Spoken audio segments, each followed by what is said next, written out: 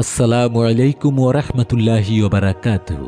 আশা করি আল্লাহ পাকের অশেষ রহমতে আপনারা সবাই অনেক অনেক বেশি ভালো আছেন। মৃত্যুর কষ্ট যে কি সেই বুঝতে পারে যে মরেছে। এছাড়া মৃত ব্যক্তির অবস্থা গভীরভাবে পর্যবেক্ষণ করলে খানিকটা ঠাহর করা যায়, চিন্তা করলেও অনেকটা অনুভব হয়। যেমন শরীরের যে জায়গায় রূহ থাকে না, তাকে কেটে ফেললে কোনো কষ্ট হয় না। অ্যানাস্থেসিয়া করার সময় কিছুটা বোঝা যায়, যেখানে অ্যানাস্থেসিয়া করা হয় সে জায়গাটা অনুভূতিহীন হয়ে পড়ে। কিন্তু অস্ত্রোপচারের পর যখন প্রভাব কেটে যায়, প্রাণ চলে আসে, তখন টের পায় কি ব্যথা আর যন্ত্রণা। সুস্থ দেহের কোনো অংশে সামান্য সুই ঢোকালেই প্রাণ বিদারী কষ্ট হতে থাকে। শরীরের একটুখানি জ্বলে বা পুড়ে গেলে কি নিদারুণ যন্ত্রণা হয়। এমন কষ্ট পাবার কারণ হচ্ছে শরীরের সর্বত্র ছড়িয়ে আছে প্রাণ। যখন মৃত্যুর সময় হয় তখন সরাসরি রূহ ধরে টান দেয়া হয়। কাজেই শরীরের প্রতিটি লোমকূপ কি পরিমাণ যন্ত্রণাবিদ্ধ হয় তা একমাত্র মৃত্যু কষ্টে পড়া মানুষটাই বলতে পারে। শরীরের একটা অংশ কাটা বা পুড়ে গেলে অন্য অংশে প্রাণ থাকে, তাই সে ছটপট করে, তার যন্ত্রণা খানিকটা কমে, শান্তি পায়। কিন্তু যখন প্রাণকে ধরে টেনে বের করা হয় তখন দেহ এমনি দুর্বল হয়ে পড়ে যে ছটফট করারও সুযোগ থাকে না। সে শুধু বড় বড় চোখ মেলে থাকে।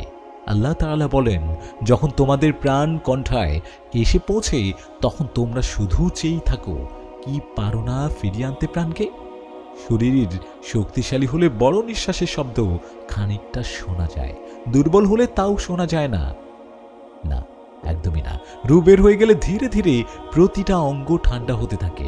পয়লা ঠান্ডা হয় পায়ের দিক, তারপর হাঁটু উড়ো, এক সময় গোটা শরীর। প্রতিটি অঙ্গ ঠান্ডা হতে ওই রকম কষ্ট হয় যেন তা কাটা হচ্ছে। রূহ যখন কণ্ঠের কাছে পৌঁছে তখন চোখে আর আলো থাকে না, ঘোলা হয়ে যায়। দুই দুনিয়ার বাদশাহ মহান আল্লাহ তাআলা রব্বুল আলামিনের প্রিয় বন্ধু মুহাম্মদুর রাসূলুল্লাহি সাল্লাল্লাহু আলাইহি ওয়াসাল্লাম সব সময় মৃত্যু কষ্ট থেকে মুক্তির জন্য দোয়া করতেন, কান্নাকাটি করতেন। হযরত ঈসা আলাইহিস সালাম নিজের সাথীদের কাছে মৃত্যু যাতনা কম হবার জন্য দোয়া চাইতেন। মরণের ভয় আমাকে মৃত্যুর কাছে নিয়ে গেছে। ঈসা আলাইহিস সালাম বলতেন, বলা হয়েছে বনী ইসরায়েলের কজন দরবেশ একটা জায়গায় গিয়ে পরামর্শ করল, চলো আমরা আল্লাহ পাকের কাছে দোয়া করি যেন একজন মুর্দা কবর থেকে উঠে তার অবস্থা বলে। তারা সেখানে ছিল এবং তার দোয়া করল যে সাথে সাথে একজন মৃত লোক কবর থেকে উঠে এলো। তার কপালে অনেক সিজদার চিহ্ন। কি জিজ্ঞেস করবে আমাকে? সে বলল, কিভাবে প্রকাশ করব আমার মৃত্যু কষ্টের কথা? হায়, আজ 50 বছর হয়ে গেছে আমি মরেছি, এখনো যন্ত্রণা শেষ হয়নি। এমন মৃত্যুকে ভুলে যারা দুনিয়ার সৌন্দর্য আর আকর্ষণে মোহিত ছিল তাদের কথা শুনুন। পৃথিবীতে যে সব হত্যাকাণ্ডের রহস্য এখনো বের করা যায়নি, তেমনি একটা হলো পাকিস্তানের প্রথম প্রধানমন্ত্রী লিয়াকত আলী খানের হত্যাকাণ্ড। এই কথা সত্য যে সৈয়দ আকবর আলী খানে ছিল আত্মাই। দেশের প্রায় 50,000 লোকের সামনে প্রকাশ্যে সে লিয়াকত আলী খানকে হত্যা করেছিল।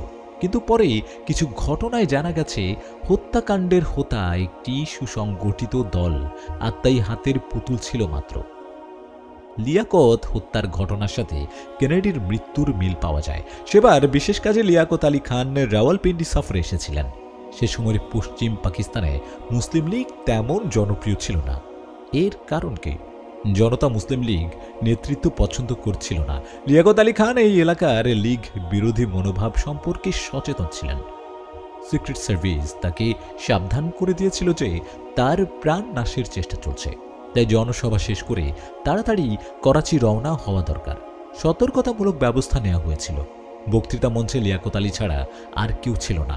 বেলা 4টার সময় তিনি রাওয়ালপিন্ডি পৌঁছান। দলীয় নেতা আর কর্মীরা তাকে বিপুল সংবর্ধনা দান করে। পবিত্র কালামে পাক থেকে তিলাওয়াতের পর স্থানীয় লীগ নেতা ভাষণ দিল। এবার মঞ্চে উঠলেন প্রধানমন্ত্রী একা।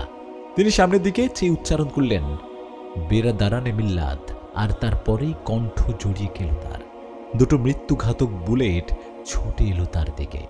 দড়াম করে আছড়ে পড়লেন প্রধানমন্ত্রী পাকিস্তানের মঞ্চের উপর। আধ মিনিট পর আরো কবার বুলেট ছুটে এলো। হতবাক জনতা। এত দ্রুত ঘটেছে ঘটনা যে খানিকক্ষণ টেরই পায়নি কি হলো। যখন বুঝতে পারল তখন স্থির করতে পারছে না কি করবে। প্রথম সারিতে বসা একজন নেতার হঠাৎ হুঁশ এলো। ছুটে গিয়ে জড়িয়ে ধরল আহত প্রধানমন্ত্রীকে। ছুটোছুটি দৌড়াদৌড়ি শুরু হলো জনতার। কেউ বুঝতে পারেনি ঠিক কোন দিক থেকে কে গুলি করলো। চারদিকে আতঙ্ক, পড়িমড়ি গড়িমড়ি ছুটছে সবাই নিরাপদ কোথাও যাবার জন্য। সাথে সাথে হাসপাতালে নিয়ে যাওয়া হলো প্রধানমন্ত্রীকে। মৃত্যুর সাথে লড়াই করলেন খানিকক্ষণ। 5 মিনিটের মাথায় ঢলে পড়লেন মৃত্যুর কোলে। ময়না তদন্তের রিপোর্টে জানা গেল খুব কাছ থেকে দক্ষ নিশানায় করা হয়েছে গুলি। দুটো একটা ভেদ করেছে বুক, অন্যটা ছেদা করেছে অন্ত্র। আত্মাই আর কাউকে আক্রমণ করেনি, পালানোর চেষ্টা করেনি। সে মঞ্চ থেকে মাত্র 6 গজ দূরে ছিল। পুলিশ তার কাছে যাবার আগে জনতার গণপিটুনিতে সে আধমরা। Police sub inspector Mohammad Shah দৌড়ে এসে সৈয়দ আকবরের বুকে গুলি করল 5 রাউন্ড। তার অন্য সাথীরাও তাই করল। মারা গেল খুনি সৈয়দ আকবর। সাথে সাথে পরে পাকিস্তান সরকারের বিভিন্ন কমিশন পুলিশের এই কাজের ব্যাপারে বিস্ময় প্রকাশ করে। সৈয়দ আকবর পালাতে চায়নি, প্রতিরোধও করেনি। সেক্ষেত্রে তাকে গুলি করে মেরে ফেলার মাঝে আসলে যুক্তিটা কি? যদি আকবর বেঁচে থাকত তাহলে জানা যেত এই হত্যাকাণ্ড নিছক এক উম্মাদের উন্মাদনা না, কোনো সুসংগঠিত দলের পরিকল্পনা। কমিশন এখানে দুর্বিসন্ধির গন্ধ খুঁজে পায়। সম্ভবত পুলিশ কর্তৃপক্ষ অপরাধের মূল নায়কদের ধরতে চায়নি, তাই আকবরকে মেরে ফেলা হলো। আকবরের জামা কাপড় তল্লাশি করে পুলিশ 2000 টাকা ও একটা নোট বই পায়। সে সময় এটা অনেক টাকা। নোট বইয়ে লেখা কটা লাইন পুলিশকে আকৃষ্ট করে। লেখা ছিল, একজন আনুগত্যকামী নিজের লক্ষ্য অর্জনের জন্য আল্লাহর অনুগ্রহ ও করুণার প্রার্থনা করে। নিজের দায়িত্ববোধ ও উৎসাহ দিয়ে সে আল্লাহর ইচ্ছা জানাতে চায়। একই পাতায় লেখাটি জবাব দেয়া হয়েছে, মনে করা হয় এ পর্যন্ত তুমি সর্বদা আমাদের সাহায্য নিয়ে সাফল্য অর্জন করেছ, সেটা তোমার বিজয়। আবারও সফল হবে, তবে পুলিশকে এড়াতে পারবে না। দমে যেও না, বেহেশতে ফিরিস্তারা অপেক্ষা করছেন তোমার জন্য। আকবর মনে হয় কোনো ধর্ম উম্মাদ দলের সাথে ভিড়েছিল, যারা তাকে বিপথে নিয়ে যায় আল্লাহ ও রাসূলের কথা বলে। কিন্তু ইসলাম ধর্মে তো খুন করা পুরোপুরি অবৈধ। অ্যাবোটাবাদে সৈয়দ আকবরের বাসায় তল্লাশি চালিয়ে পুলিশ বেশ কিছু মূল্যবান জিনিস পায়, যেমন কাশ্মীরের মানচিত্র, নকল সোনার ইট, পার্সিয়ার প্রধানমন্ত্রীকে হত্যার উপর লিখিত বই। লিয়াকত হত্যার কদিন আগে কেনাকাটা করার ছুতোয় রাওয়ালপিন্ডি যায় আকবর। পিন্ডিতে সে গ্র্যান্ড হোটেলে ওঠে। জনসাধারণের চাপে সরকার ব্রিটিশ সিক্রেট সার্ভিস অফিসারকে নিয়ে একটা তদন্ত কমিশন গঠন করে। আর্নি বলেন, আকবর ছিল ধর্মান্ধ। তার উত্তপ্ত মস্তিষ্কের ফসল এই নির্মম হত্যাকাণ্ড। কি কারণে সে প্রধানমন্ত্রীকে হত্যা করল তা সেই শুধু জানে, আল্লাহ পাকই ভালো জানেন। তো ভাই, দেশের প্রধানমন্ত্রী হলেই আজরাইল আলাইহিস সালাম তাকে ক্ষমা করে দেবেন এমন নয়। মৃত্যুর হাত থেকে রেহাই পাবার কোনো উপায় নেই। আল্লাহ তাআলা বলেন, হে জিন ও মানুষ, যদি আমার আদেশ মানতে তোমাদের ভালো না লাগে তবে বের হয়ে যাও আমার রাজত্ব থেকে, কিন্তু তোমরা কখনোই তা পারবে না। মৃত্যুর অমোঘ বিধানকে লঙ্ঘন করে কেউ কখনো কোথাও যেতে পারবে না, তা সে যদি গোটা বিশ্বের একচ্ছত্র অধিপতি হয়ে যায়। হযরত আব্দুল্লাহ ইবনে আমর ইবনুল আস রাদিয়াল্লাহু তাআলা আনহু বলেন, আমার পিতা আমর ইবনুল আস রাদিয়াল্লাহু তাআলা আনহু প্রায় বলতেন যে, ওই লোকের ব্যাপারে বড় অবাক লাগে আমার, যার উপর মৃত্যুর চিহ্ন প্রকাশ পেয়েছে অথচ সে এখনো জ্ঞানহারা হয়নি। এখনো তার অনুভব ক্ষমতা রয়েছে, আর যখন তার কথা বলার শক্তি রয়েছে তবু কেন মৃত্যুর অবস্থা বর্ণনা করে না? যখন মৃত্যুর সময় চলে এলো তখন তার হুঁশ, অনুভূতি আর কথা বলার ক্ষমতা ঠিক ছিল। আমি তাকে জিজ্ঞেস করলাম, এমন মুমূর্ষু লোকের মৃত্যুর অবস্থা না বলার উপর আপনি তো অবাক হতেন, আজ আপনি মৃত্যুর অবস্থা সম্পর্কে বলুন। হযরত আমর ইবনুল আস রাদিয়াল্লাহু তাআলা আনহু উত্তর দিলেন, হে ছেলে, মৃত্যুর অবস্থা বলা অসম্ভব, তাও আমি খানিকটা বলছি। মহান আল্লাহ তাআলার শপথ, আমার মনে হচ্ছে যেন কাঁধের উপর পাহাড় রাখা হয়েছে, আমার পেট যেন বিষাক্ত কাঁটায় ভরা, মনে হচ্ছে আকাশ আর জমিন এক হয়ে গেছে, আমি তার মাঝে পিষে যাচ্ছি। হযরত ওমর রাদিয়াল্লাহু তাআলা আনহু মৃত্যুর অবস্থা সম্পর্কে জানার জন্য হযরত কাআব আহবার রাদিয়াল্লাহু তাআলা আনহুকে বলেন, মৃত্যু সম্পর্কে কিছু বলেন। কাআব রাদিয়াল্লাহু তাআলা আনহু বলেন, মৃত্যু কাঁটা ভরা গাছের মতো, যে মানুষের পেটের ভেতর ঢুকানো হয়, কাঁটাগুলো শিরা উপশিরাকে ঘিরে নেয়। তারপর শক্তিমান কোনো পুরুষ সেটাকে টানতে থাকে, আর সেই কাঁটা ভরা গাছ চামড়া গোশত শিরা উপশিরা ছেড়ে খুঁড়ে বের হয়ে আসে। হযরত ইবনে উমর রাদিয়াল্লাহু তাআলা আনহু বলেন, আমরা 10 জন লোক হুজুরে পাক সাল্লাল্লাহু আলাইহি সাল্লামের খিদমতে হাজির হলাম। একজন আমাদের মাঝ থেকে আনসার জিজ্ঞেস করলেন, সর্বশ্রেষ্ঠ জ্ঞানী আর সবচেয়ে বেশি সতর্ক লোককে?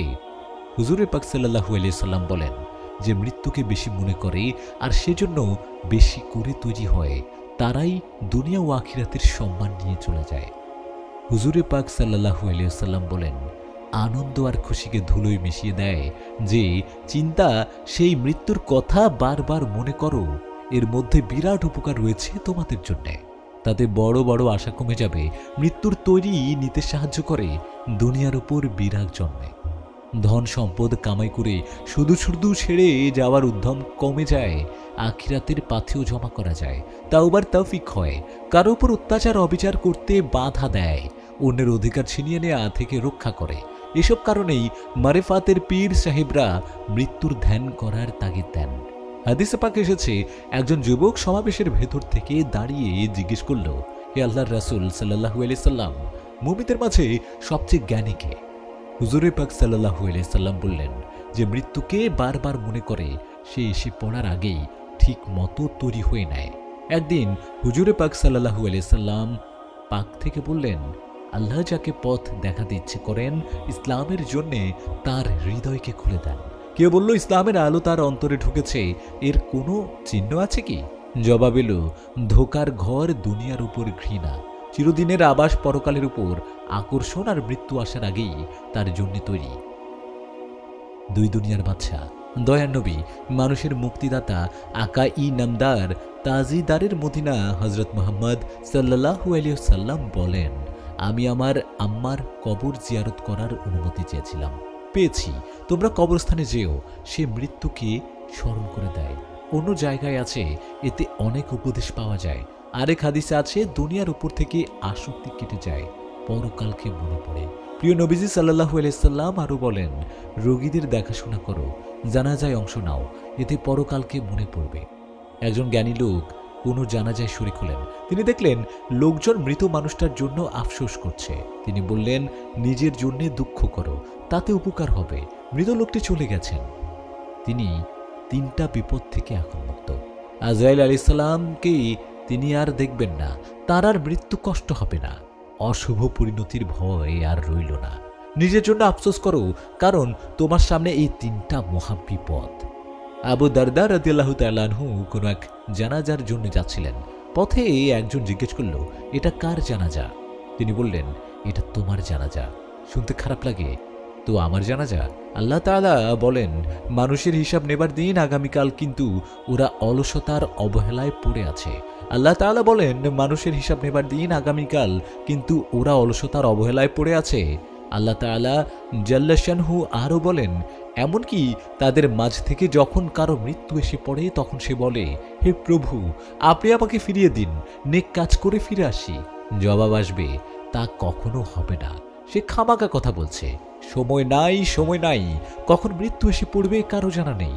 একবার আজরাইল আলাইহিস সালামকে কজন ফেরেশতা জিজ্ঞেস করল, তুমি তো এ পর্যন্ত অনেক প্রাণী আর মানুষের প্রাণ নিলে, কখনো কি মনে কষ্ট পেয়েছ?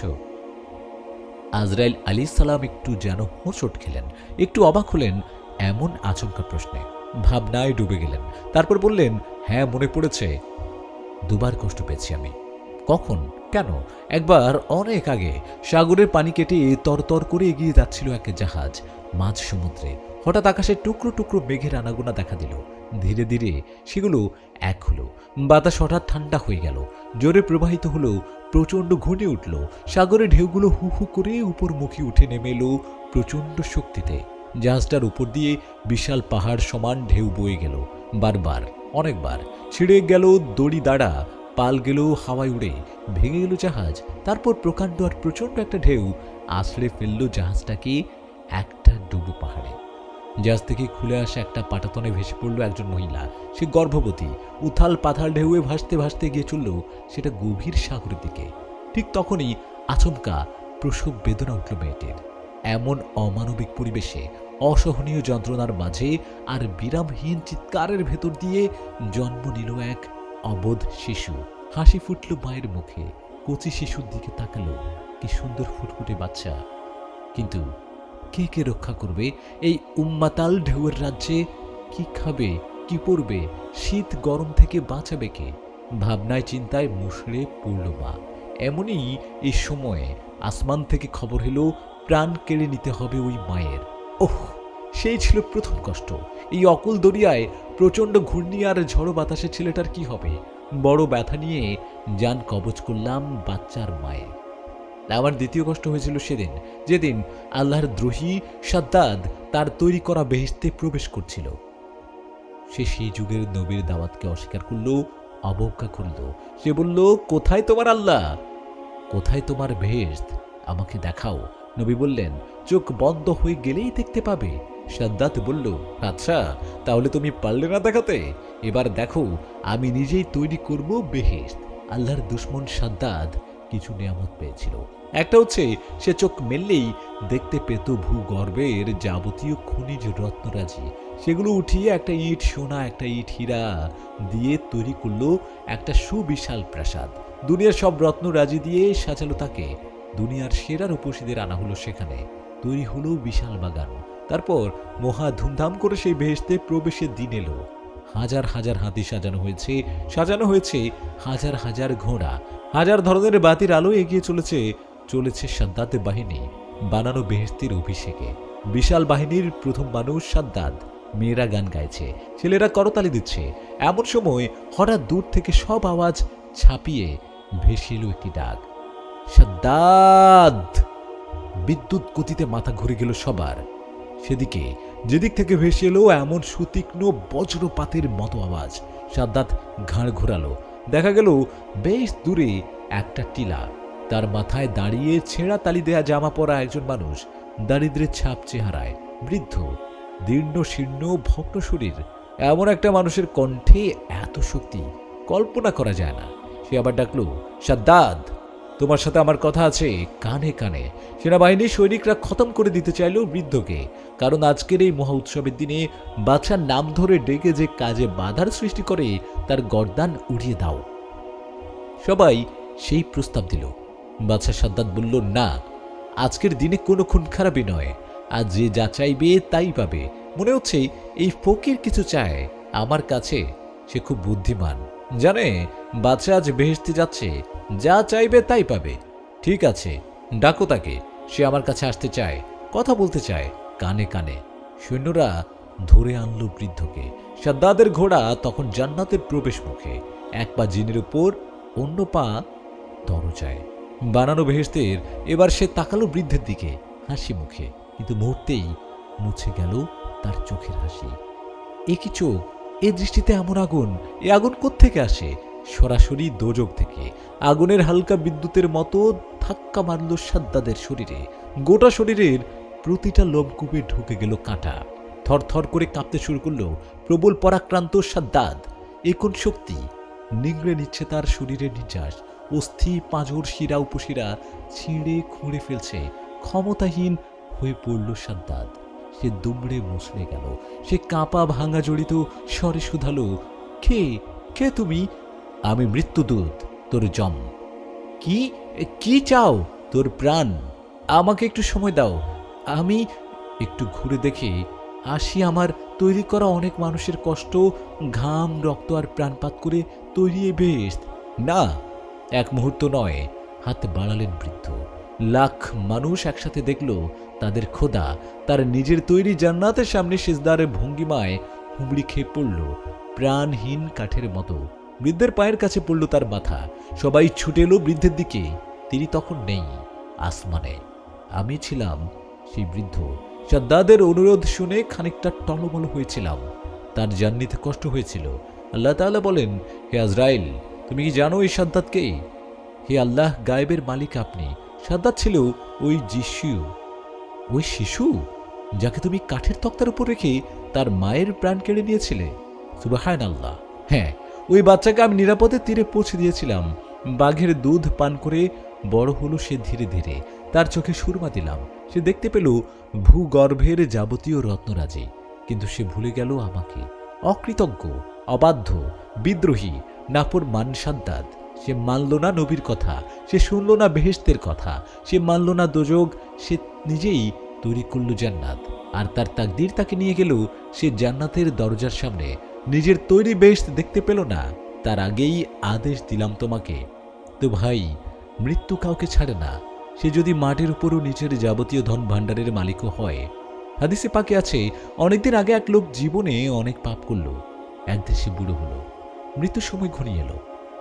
সে তার ছেলেদের কাছে ডাকলো, বলল, আমি মরে গেলে তোমরা আমাকে আগুনে পোড়াবে, যে ছাইটুকু হবে তা শুকনো জায়গায় ছড়িয়ে দেবে অর্ধেক, বাকি অর্ধেক সমুদ্রে ফেলে দিও। খানিকক্ষণ চুপ থাকলো এ কথার পর, তারপর দীর্ঘ নিঃশ্বাস ফেলে বলল, হয়তো আমাকে আল্লাহ তাআলা আর জীবিত করতে পারবেন না। যদি পারেন তাহলে আমি জানি আমার চেয়ে ভয়ঙ্কর শাস্তি আর কাউকে দিবেন না। লোকটা মারা গেল কদিন পরেই। ছেলেরা ঠিক তাই করলো, পিতা যেমনটি বলেছিলেন, পুড়িয়ে ছাই হলো। সে ছাইয়ের অর্ধেক ফেললো শুকনো জমিনে, অর্ধেক ফেললো সাগরের পানিতে। অদৃশ্যে আল্লাহ তাআলা রাব্বুল আলামিন নিঃসব দেখলেন। তিনি রহিম, তিনি করিম, তিনি জব্বার, তিনি সত্তার, তিনি রহমান, তিনি দাইয়ান, তিনি খালিক, আর তিনিই মালিক। লোকটার পোড়ানো মৃতদেহের ছাইগুলো এক করার জন্য নির্দেশ দিলেন সাগরকে। তরঙ্গে তুফান তুলে সাগর প্রতিটি অণু পরমাণু এক করল। জমিনকে আদেশ দিলেন, এবার সেও বাতাসে ঢেউ তুলে এদিক ওদিক থেকে লোকটির দেহের প্রতিটি কণা জড়ো করল। এবার জীবন ফেরার আদেশ করলেন। জীবন এলো ফিরে। ওহে আমার বান্দা। আল্লাহ তাআলা তাকে বললেন, কি ব্যাপার, মৃত্যুর সময় তুমি এসব বলেছিলে কেন? লোকটা বলল, হে আমার পরম প্রভু, আপনি সবই জানেন, কোনো কিছুই আপনার অজ্ঞাত থাকে না। হে আল্লাহ, আমি ছিলাম বড় পাপিষ্ঠ, আপনি আমাকে প্রচণ্ড শাস্তি দেবেন এই ভয়ে আমি এই কাজ করেছি। দয়ালু আল্লাহ তাআলা বললেন, যা, তোকে ক্ষমা করে দিলাম। বুখারী মুসলিম। কিন্তু মৃত্যু আসবে, আবার জীবিত হতে হবে, আর দাঁড়াতে হবে প্রবল পরাক্রান্ত জগতের প্রভুর দরবারে। আল্লাহ তাআলা বলেন, আবার জীবিত হতে হবে আর দাঁড়াতে হবে প্রবল পরাক্রান্ত জগতের প্রভুর দরবারে। আমি তোমাদের মাঝে মৃত্যু আর জীবনের বিধান দিয়েছি, যেন পরীক্ষা করতে পারি কি সুন্দর কর্ম করেছ। আল্লাহ তাআলা আরো বলেন, মানুষ আমার সম্পর্কে উপমা দেয়, কিন্তু ভুলে যায় নিজের কথা। তারা বলে, হাড়ে কে আনবে প্রাণ যখন সেটা পচে গলে যাবে? এভাবেই যুগে যুগে মানুষ আল্লাহ তাআলার অমোঘ বিধান মৃত্যুর সম্পর্কে দুঃসাহসিক মন্তব্য করেছে। কিন্তু কোনো সুস্থ মস্তিষ্কের লোক কি এসব বলতে পারে? এ ধরনের প্রশ্ন করার সময় মানুষ নিজের জন্ম বিভ্রান্ত ভুলে যায়। সে মনে রাখে না কিভাবে মহান স্রষ্টা তাকে এক ফোঁটা নাপাক পানির ভেতরে লুকিয়ে রেখেছিল। আল্লাহ তাআলা বলেন, মানুষ কি জানে না তাকে এক ফোঁটা নাপাক পানি দিয়ে তৈরি করেছি? তবু সে তর্ক বিতর্ক করছে। অবুঝ মানুষের তর্কের জবাব বজ্র নির্ঘোষে আল্লাহ তাআলা দিচ্ছেন। বলো, তার মাঝে প্রাণ আনবেই তিনি, যিনি প্রথমবার সৃষ্টি করেছেন, আর তিনি প্রতিটি সৃষ্টি সম্পর্কে ভালো জানেন। যিনি প্রথম হাড় সৃষ্টি করেছেন, আবার হাড়ের মাঝে প্রাণ দেন, তিনি ফের তাতে সঞ্চার করবেন জীবন। এতে অবাক হবার কি আছে? অবিশ্বাস করার কি আছে? অবিশ্বাস করাটাই তো অসুস্থ মস্তিষ্কের লক্ষণ। লিওনার্দো দা ভিঞ্চির জন্য বারবার মোনালিসা তৈরি করা কঠিন কি? Michael Angelo, Vincent van গগ, Francis গগা, Picasso, মাতিস, এরা যেসব কালজয়ী চিত্র ভাস্কর্য এঁকেছেন, সেগুলো ফের রচনা করতে বেগ কি? কিসের কষ্ট এত?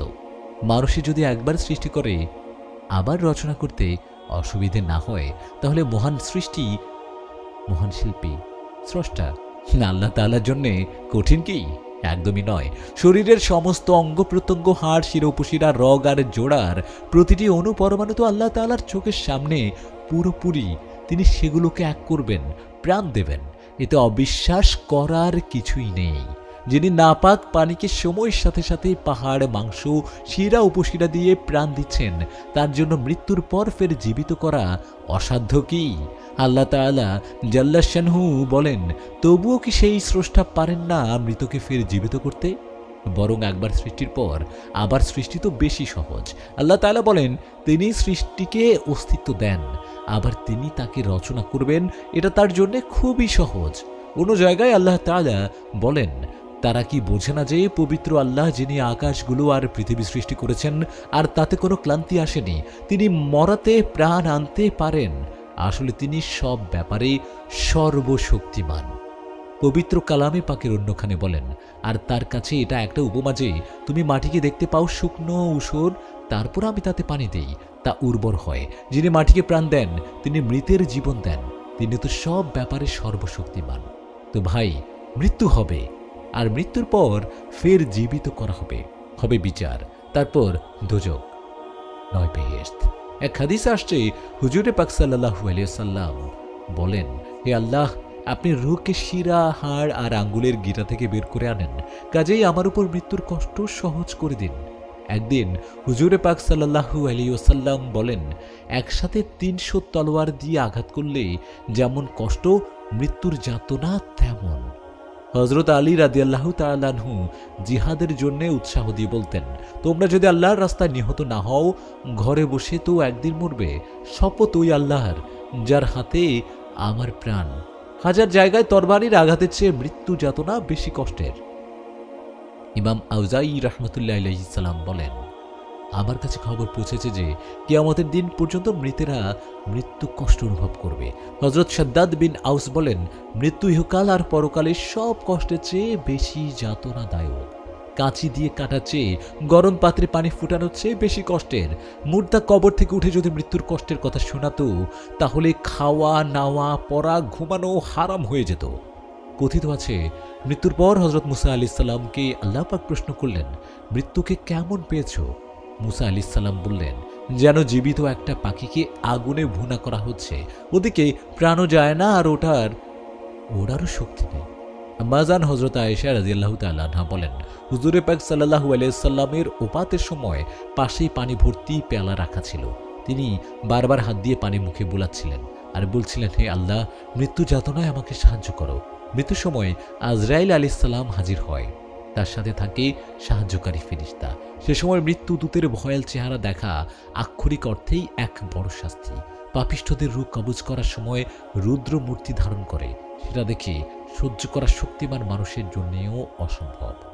একবার হযরত ইব্রাহিম আলাইহিস সালাম আজরাইলকে বললেন, তুমি অবিশ্বাসীদের যে চেহারা দেখিয়ে জান কবজ করো, তা আমাকে দেখাও। আজরাইল আলাইহিস সালাম বলেন, আপনি তা সহ্য করতে পারবেন না। ইব্রাহিম আলাইহিস সালাম বলেন, আমি পারবো। আজরাইল বললেন, ঠিক আছে, আপনি অন্যদিকে মুখ ফেরান।